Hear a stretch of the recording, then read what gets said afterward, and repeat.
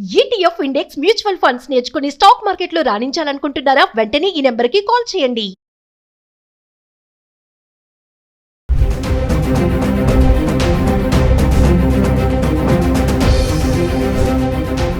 నమస్తే, welcome back to Suman TV. Present మనతో పాటు ఉన్నారు అనలిస్ట్ మందర్ కృష్ణారెడ్డి గారు.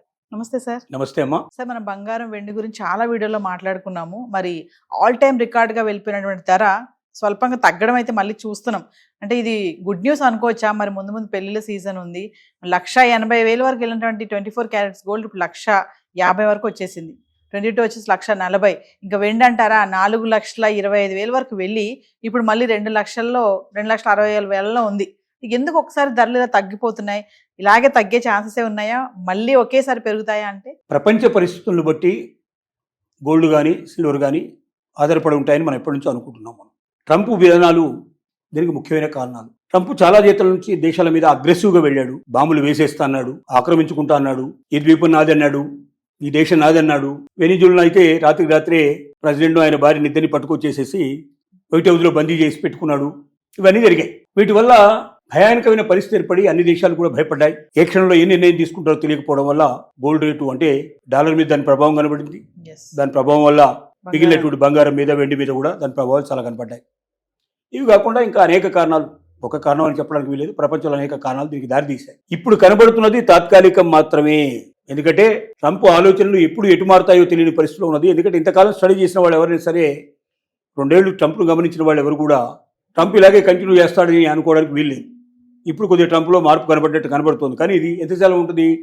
వారం ఉంటుందా, 3 రోజులు ఉంటుందా, 5 రోజులు ఉంటుందా అని తెలియని పరిస్థితిలో ఇది నడుస్తుంది అని చెప్పక తప్పదు. ఇలాంటి పరిస్థితులు ఉన్నాయి. ఇవి ఏమీ కూడా తాత్కాలికంగా మాత్రమే బంగారం రేటు, వెండి రేటు తగ్గాయి. డెఫినెట్గా ఇది మళ్ళీ పెరుగుతుంది. నిపుణులు చెప్తున్న మాట ఇది. ప్రపంచ నిపుణులు చెప్తున్న మాట ఏమిటంటే బంగారం వెండి రేటు తప్పనిసరిగా సంవత్సరం చివరి నాటికి బాగా హై పీక్ వెళ్ళిపోతాయి, ఖచ్చితంగా పెరిగి తీరుతాయి అని వాళ్ళు చెప్తున్నారు. అది కరెక్టా కాదా అంటే నిపుణులు కూడా 100% కరెక్ట్ అని మనం చెప్పడానికి వీలు పడదు. కానీ మనకున్న ఆధారం ఏమిటి? బంగారంలో వెండిలో నిపుణులైనట్టు వాళ్ళు, ప్రపంచం మొత్తం మీద దీని గురించి బాగా స్టడీ చేసే వాళ్ళు చెప్పే మాటలకే మనం విలువ ఇవ్వాలి. వాళ్ళు చెప్తున్న మాట ఏమిటంటే ఖచ్చితంగా బంగారం రేట్ అయితే పెరుగుతుంది.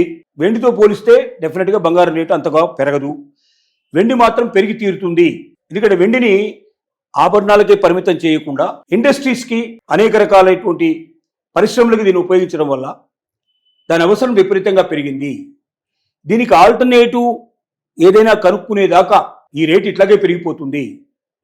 లక్షల వాహనాలు తయారవుతున్నాయి. ఒక్కొక్క వాహనానికి 75 కిలోలు కావాల్సిన పరిస్థితి ఏర్పడుతుంది. అలాగే రోజుకి కొన్ని టన్నుల కొద్దీ మరి వెండి కావాల్సిన పరిస్థితి ఏర్పడుతుంది. కాబట్టి మరి అంత భారీ ఎత్తున అవసరమైనప్పుడు అలాగే సోలార్ పరిశ్రమలో కానీ, అలాగే ఔషధ పరిశ్రమలో కానీ, ఇంకా రకరకాల పరిశ్రమల్లో దీన్ని ఉపయోగించడం వల్ల అవసరం రోజు రోజుకు పెరిగిపోవడం వల్ల దానికి పెరుగుతున్న అవసరాలకు తగినటువంటి వెండి సప్లై లేదు. కాబట్టి డిమాండ్ అండ్ సప్లైలో ఉన్నటువంటి ఆ యొక్క గ్యాప్ వల్ల విపరీతమైన రేట్లు పెరుగుతున్నాయి. తాత్కాలికంగా తగ్గినా కూడా వెండి రేటు తప్పనిసరిగా పెరుగుతుంది. సంవత్సరాంతానికి బంగారంతో పోలిస్తే చాలా రేట్లు ఎక్కువగా వెండి పెరుగుతుంది అనేది నిపుణులందరూ చెప్తున్నటువంటి మాట. సార్, ఇప్పుడు Trump America India trade deal జరిగింది, అది కూడా కారణం అనుకోవచ్చు అంటారు? ధరలు ఇలా రకమైన కారణం, అది కూడా చిన్న కారణం. దీంట్లో కారణం డెఫినెట్గా ఉంటుంది. ఒక మన దేశంతో కాకుండా ఇంకా చాలా దేశాలతో ఇలాగే ట్రేడ్కు రెడీ అయిపోయాడు. ఇంతకుముందు అగ్రెసివ్గా వెళ్ళిన వాడు కాస్త ఇప్పుడు కాస్త, ఎందుకంటే యూరోపియన్ ట్రేడ్ ఏదైతే ఉందో టోటల్గా మదర్ ఆఫ్ ఆల్ డీల్స్ అని చెప్పి వాళ్ళు భారతదేశంతో వాళ్ళు అగ్రిమెంట్ చేసుకున్నారు.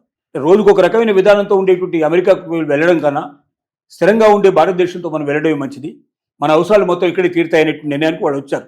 ఇలాంటి ట్రేడ్స్ అన్ని జరుగుతున్నప్పుడు, డీల్స్ జరుగుతున్నప్పుడు అమెరికాకు సంబంధించినటువంటి ఎవరైతే ట్రంప్కు సంబంధించిన అడ్వైజర్స్ ఉన్నారో వాళ్ళంతా చెప్పారు, నువ్వు మొండిగా వెళుతున్నావు, చివరికి అమెరికాలో రేట్లు విపరీతంగా పెరిగిపోయి ఇక్కడున్న జనం కూడా గొడవ పెట్టడం మొదలు పెడుతున్నారు. ఎప్పటికే more than 54%, 57% నీకు వెగనిస్ట్గా తయారయ్యారు ఇక్కడ. సో ఈ పరిస్థితుల్లో ఇంకా నువ్వు ఎక్కువగా తెచ్చుకుంటే ఇలాంటివి నీకే ఇబ్బంది కలిగే పరిస్థితి ఉంది. కాబట్టి కొన్నిట్లో తగ్గడం కూడా నేర్చుకో అని సలహా ఇచ్చారు. ఏ మైండ్ ఏ ఆలోచనలో ఉందో మొత్తం మీద టక్కున ఒప్పుకున్నాడు. టకటక కొన్ని దేశాలతోటి ట్రేడ్ డీల్స్ చేసుకోవడం మొదలుపెట్టాడు. అలాగే ఇరాన్తో ఇవాళే బాంబులు వేస్తాను, రేపు బాంబులు వేస్తాను కాబట్టి కొద్దిగా వాయిదాలు వేసుకుంటూ ఇరాన్ వచ్చి నాతో మాట్లాడినట్టయితే, కాంప్రమైజ్ అయినట్టయితే, అగ్రిమెంట్ చేసుకున్నట్టయితే ఇరాన్కి యుద్ధం చేయను అన్నట్టుగా సూచాయిగా ఇన్ఫర్మేషన్ ఇస్తున్నాడు. ఇలాంటి చాలా మార్పులు కలుగుతున్నాయి. సో ఈ మార్పులన్నిటి ఫలితంగా ఏం జరుగుతుందంటే కొద్దిగా చప్పబడింది, కొద్దిగా చల్లబడింది. మొత్తం ప్రపంచం అంతా కూడా కొద్ది చల్లబడింది. ఆ చల్లబడిన కారణాల వల్ల బంగారం వెండి రేట్లు తగ్గుతుంది. తగ్గాయి. ఎప్పుడు పెరుగుతుందో ఏ చెప్పలేదు. క్షణంలో ఏం జరుగుతుందో మనం చెప్పలేం. కానీ ప్రపంచ నిపుణులు చెప్తున్న మాట మాత్రం ఈ సంవత్సరం చివరి నాటికి బంగారం రేటు కూడా పెరుగుతుంది. బంగారం రేటు కన్నా అనేక రెట్లు ఎక్కువగా వెండి రేటు పెరుగుతుంది అనేది మాత్రం నిపుణులు చెప్తున్నటువంటి మాట. Thank you.